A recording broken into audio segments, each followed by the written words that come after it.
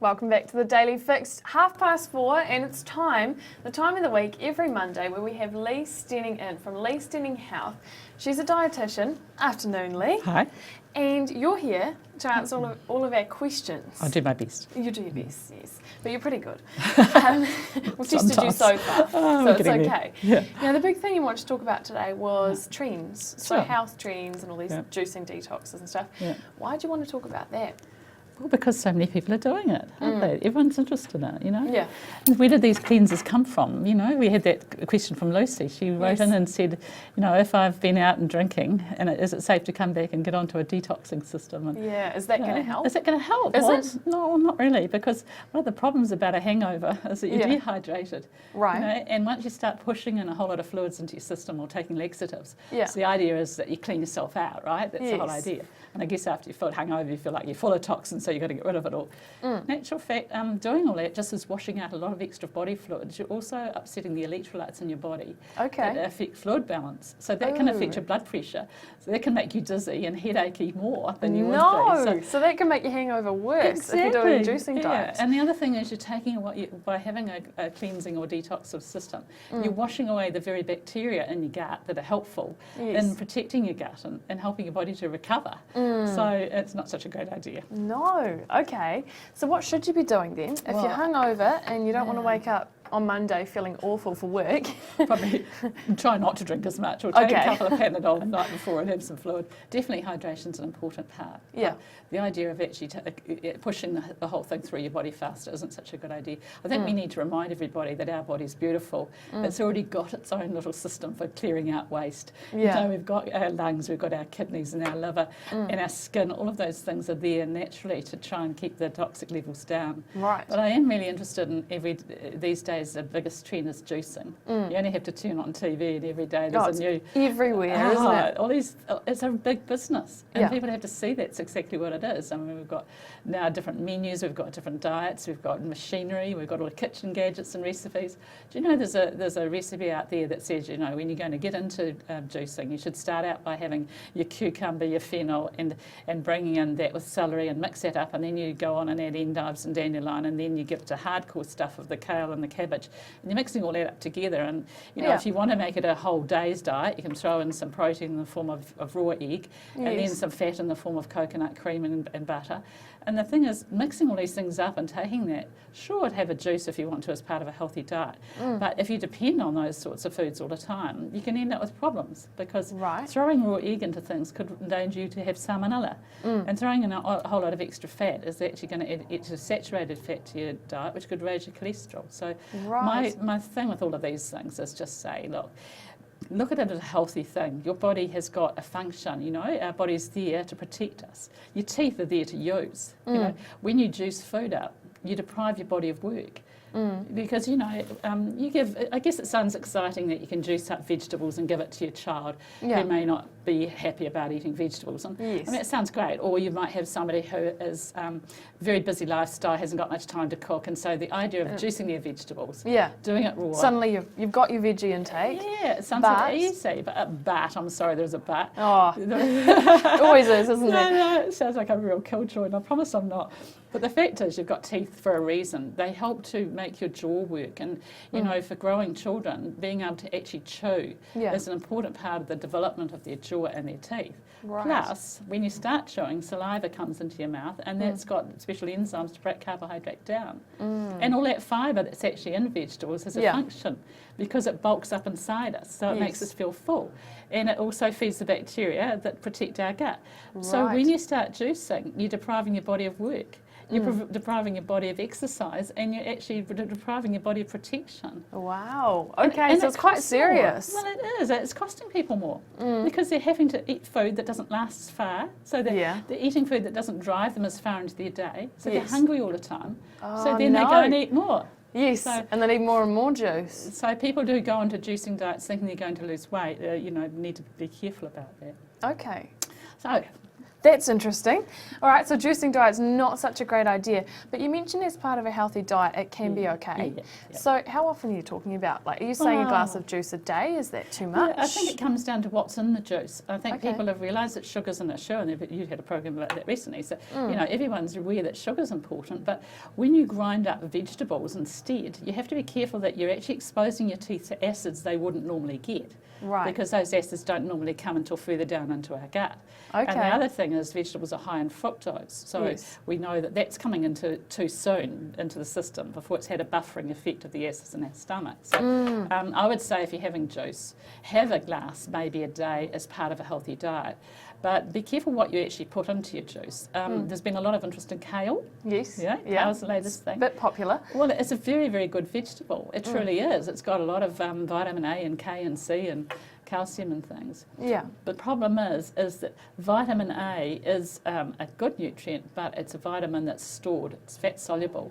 So you can end up with quite large amounts of it. And women who are pregnant or considering to be pregnant or wanting to conceive a baby need to be very careful of that, because it's not hard to take too much kale in the form of juice. Yes. And that can have an effect on baby's development. So be careful Right. of that. The other thing, vitamin K that you find in kale, is a clotting factor in blood. So if you're on drugs that are thinning your blood, like warfarin, no. you need to be aware of that. So it's just these interactions. Yeah, so is there a danger then, not so much in the stuff that's going into our juices, but becoming really focused on eating one thing?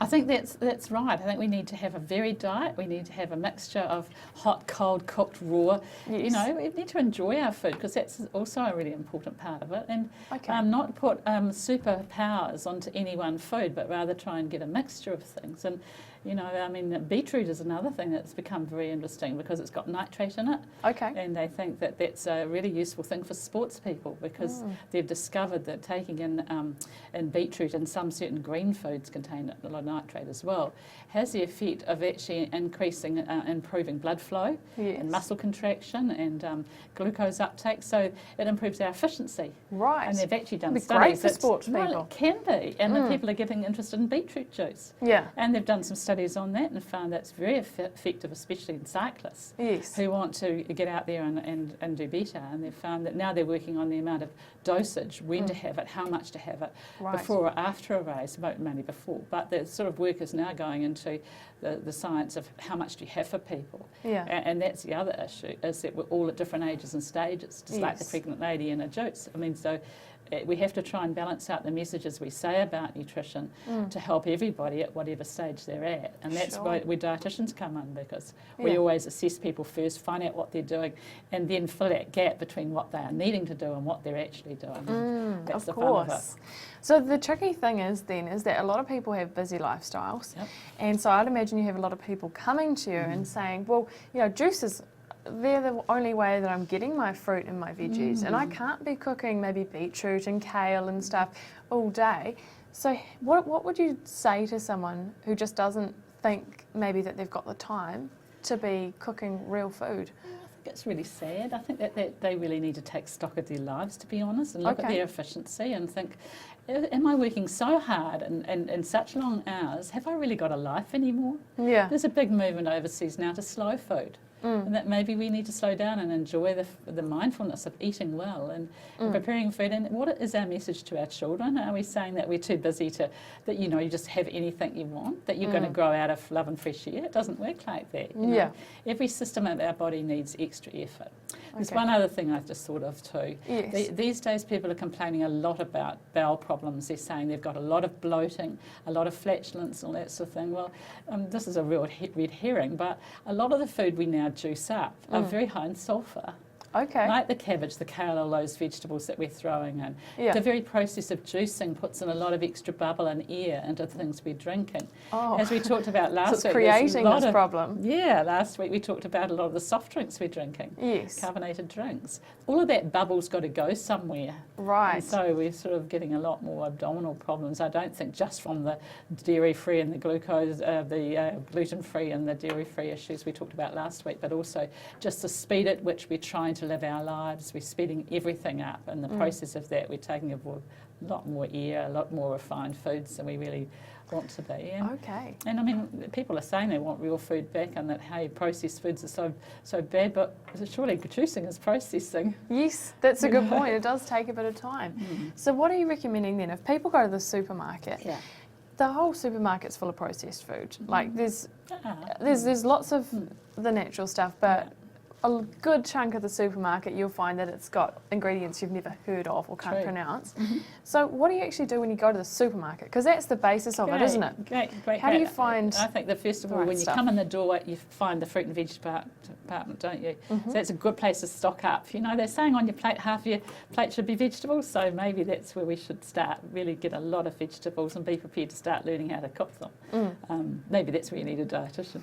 Then the next part is if you actually look at the surround of the supermarket, all around the outside of the supermarket are the key to good health, and most of the extra foods that you have so-called processed are mostly in the middle, if you think about it. So if you went round and started from the veggie department and went round the bread and the dairy and the meat, you'd come full circle to see that mostly what you've got is the pyramid. You've based your diet on all the plant foods and the bread and dairy and the bread and cereal type groups. And in the middle you've got the animal foods for growth and repair, and at the top you've got the oils and margarines and fats and things for your nerves. So perfect. Supermarkets really got it all there. It's just a matter of being prepared to take food and spend some time learning how to prepare it.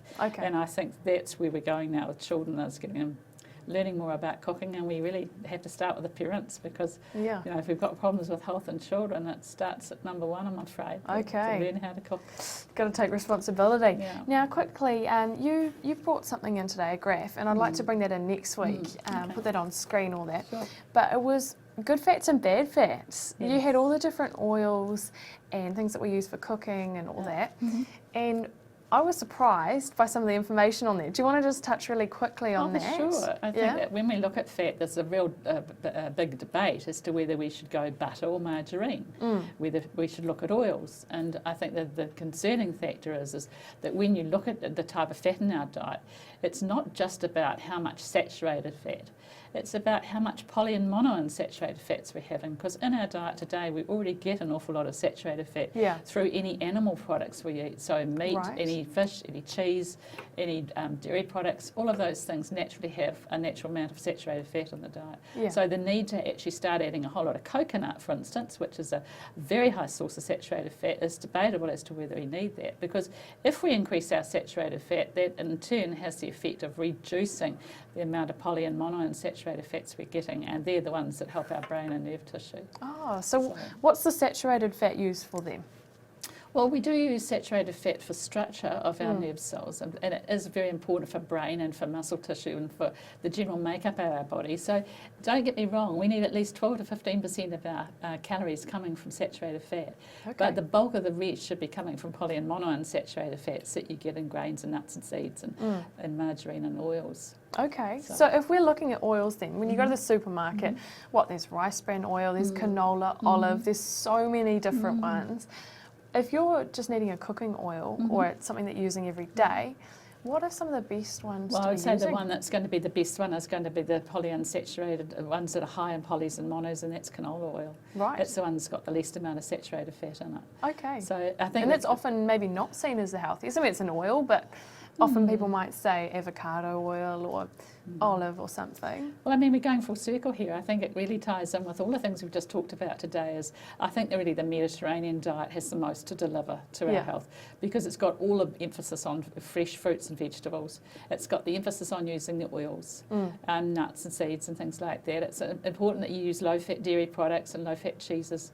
So really the Mediterranean diet has probably got the most to offer us, and we're very lucky in New Zealand that we've got so many fruits and vegetables available to us. And one more thing, we should tell everybody, remember the 5+ a day, that you've got 3 vegetables and 2 fruits the size of your hand. I think one of the things that puts a lot of children off vegetables is because parents forget and they put their size of food onto a child's plate. So looking at their hand, and I think just too much. It's too much. We put kids off, and you know, because they're not eating, you think, oh, what's the health point of doing this? You know, you get tired. And I think the other thing is that vegetables have got a huge effect on sports nutrition. That's showing that now, that it has a big effect on our energy systems and also on our mood. They've done a huge amount of research on folate, which is a really important nutrient that makes us happy. Mm. And I've seen this with clients I've worked with. I had a guy once who came in and his folate levels on assessment were really, really poor. And by the time we'd had about 6 to 8 weeks with him, he'd not only lost nearly 10 kilos in that time, but his folate levels by the time we did the second assessment were double what they had been before. And he really felt incredibly happy. He said, I know I've lost weight, but I'm happy about that. But his folate levels were just through the roof. He said he couldn't believe how much happier he felt, better able to make decisions and all that sort of thing. Oh, that's fantastic. Yeah. All right, so it makes a huge difference to all sorts of different areas of your life. Yeah.